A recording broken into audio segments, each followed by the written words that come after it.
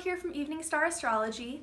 Thank you for being here today. Thank you for coming to another video. Sorry it's been a while. I didn't really feel like posting or editing or doing much during election week, but now that we all know that Biden has won and there's kind of this like sense of relief, and knowing that the first hurdle with the new presidency has already been jumped, we can take a moment to breathe. And so I'm using this moment to record. But like I said, sorry it's been a while. I'm back today. If it's your first time here, hi, my name is Abigail. I'm a yogi and astrologer and a general student of life. On this channel, I like to make videos about astrology, tarot, veganism, general spirituality, etc. And today I have your weekly forecast for the week of November 9th through the 15th. So for the forecast this week, there are a lot of transits going on. It's one of those weeks where there's at least one transit every single day, sometimes multiple transits. Although I think it's important to kind of have these in the back of your mind. If you are not a student of astrology, most of these won't mean anything for you. And I feel like most of my audience, you guys aren't professional astrologers, and that's totally fine. So with my forecast videos, I would like to give you the most important dates, because it's really easy to get lost in all of the details and all of the minor aspects and like, oh, there are so many things going on this day and this day. But really there are three big things this week astrologically. And so for the forecast, I'm going to focus on those. So if you see another astrologer post something and you're like, Abigail, you forgot that. Not that anyone would, but like, if you're like, wait, why didn't you talk about that in your video? This is why. There's a lot this week and I want to focus on the highlights or the most important aspects in transit and kind of prioritize what is actually significant and what is just like kind of a minor coloring of the day. And it just so perfectly works out that these 3 days are right in a row. So our first aspect or transit of this week that is significant is on 11/11. So on Wednesday the 11th, Mercury is moving into Scorpio. And Mercury has already been in Scorpio. Mercury moved about halfway through Scorpio, I believe, and then retrograded back into Libra and is now regressing into Scorpio. Mercury in Scorpio is very interested in learning the truth, getting to the bottom of things, diving deep, and there's a certain intensity and affinity for vulnerability with Mercury in Scorpio, because Mercury in Libra, where it's been, is very much focused on pleasing everyone and maintaining harmony and balance and like a positive social atmosphere, if you will.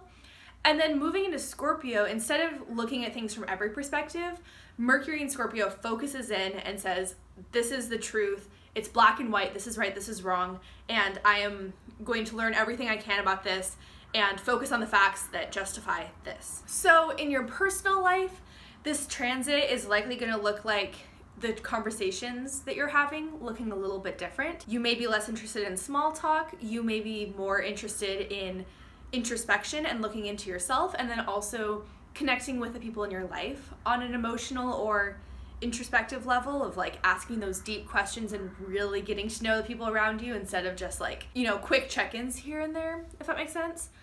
And then on a collective, I'm not a mundane astrologer. I don't know a lot about mundane astrology, but I feel like on a collective, there's going to be a big emphasis on the truth, and conversations around politics and news will very much be about, this is true, this is rooted in fact, this is rooted in science, here's all the evidence to back it up, and this is not true. So on 11/11, very much a focus on that. And then on Thursday the 12th, Jupiter and Pluto in Capricorn are making an exact conjunction. And these two planets have been cohabiting in Capricorn for almost a year now. They're quite familiar with each other's energy, but now they are getting right up against each other, getting really close. And when two planets in astrology get very close together, those energies start to work very well together or work against each other. And Jupiter is our planet of growth, abundance, and expansion. And Pluto is about transformation, death, and rebirth. So many interpretations for this. This could be an increased interest in truth, growth, abundance, expansion. This could be growth via transformation, like cutting away the old, like pruning, if you will, so that the new can grow and be like fresh and new and whatever. Pluto also has to do with secrets and kind of revealing the truth.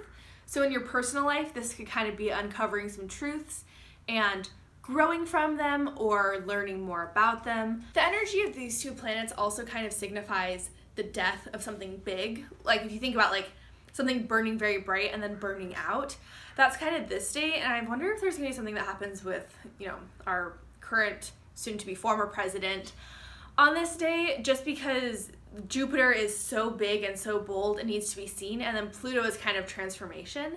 And so it could be doing away with the big and bold, or it could be transforming into something big and bold in your personal life or collectively in the world. And then our final major transit for this week is on Friday the 13th. Also, I love that we have a Friday the 13th this Scorpio season. I feel like this Scorpio season has been like peak spooky, like with a full moon on Halloween and then Friday the 13th a couple weeks later, like spooky. But on the 13th, Mars stations direct. And this is exciting because Mars has been retrograde for like 2 months now, maybe a little bit less than 2 months. And although Mars is at home in Aries, Mars does not like to be retrograde. Mars only goes retrograde like once every 2 years. So it's not an energy that we're comfortable with or familiar with.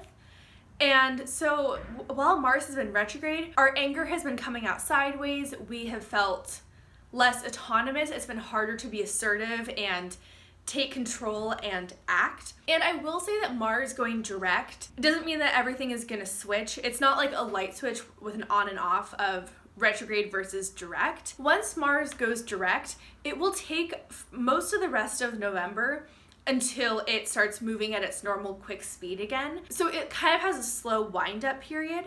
However, on the 13th, there's gonna be this certain energy of like clarity around where and how you need to act and the path towards your goals and the actions and steps you need to take, and you know what ties you need to cut, where you need to build relationships, where you need to be confident. That will all become very clear on this day. I feel like on this day we're just gonna wake up and kind of feel this clarity of like, okay, this is how I need to act, I'm gonna go for it. And like on a global mundane scale, I feel like things have been kind of quiet recently. And with this transit, things might start to get louder. And when I'm saying this, I mean like protests, revolutions, uprisings. I feel like everything's been kind of simmering for a little bit, and we've been kind of sitting on it and thinking and processing like, how do I want to act? What's the best way to act? Do I have the resources and people and knowledge I need? And now that it goes direct, it's like, okay, open the floodgates, we're ready to act, we're ready to protest, etc. So that's the astrology of this week. Those 3 days are very significant. Mars moving into a new sign is significant. Jupiter and Pluto making their conjunction is significant. It's kind of like a tightening of that energy of the growth versus the death, the transformation versus abundance, etc. That's significant. And then Mars going direct. That's pretty significant. So this week there's definitely more of a focus towards action and transformation, growth, abundance, and moving forward. So now let's draw some oracle cards so we can get some advice and words of wisdom for the week ahead. Our first card is finding balance, and I think that this is really perfect for this week, as are all these cards really, because with Mercury moving into Scorpio and Mars going direct, these planets in these signs are very one-track mind of like getting hyper-focused on one thing, having one goal, having one way of doing things, and really focusing on that and not allowing space for, you know, balance, literally. So this week, try and find balance where you can. If you are leaning too much into activity, take some time to rest. If you are taking more time than you need to rest, take some time to be more active. Same goes for being alone versus spending time with others, etc. So try and find some balance in your life this week. Our next is being yourself is sacred. I feel like I talked a lot about transformations and shifts this week. And anytime I talk about transformations and shifts, I think that there are a lot of opinions. One is like, if you're true to yourself, why would you change? But we change over time, we evolve. Allow yourself to change, and that change while being yourself at the same time.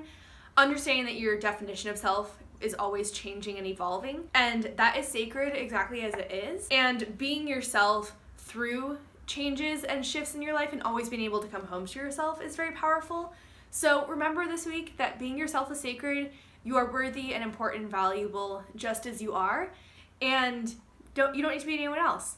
Just be you, and that is enough. And then our final card is I have support, and I think that this one is just really important, It's always a good reminder. There are people in your life that love and care about you. They don't know if you need help though unless you ask.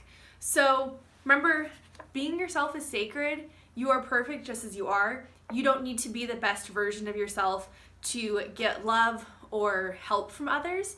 You have support and you are worthy of support exactly as you are. Remember to ask for it though. Again, people in your life are likely not mind readers.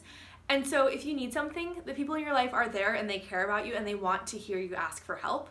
So you have support, and if you need assistance, please ask for it. That is all I have for you this week. I hope you guys enjoyed this forecast. I hope you enjoyed kind of the shorter but more important take on the astrology of this week. I will be back on Wednesday with a new video, and I will see you guys later. Bye!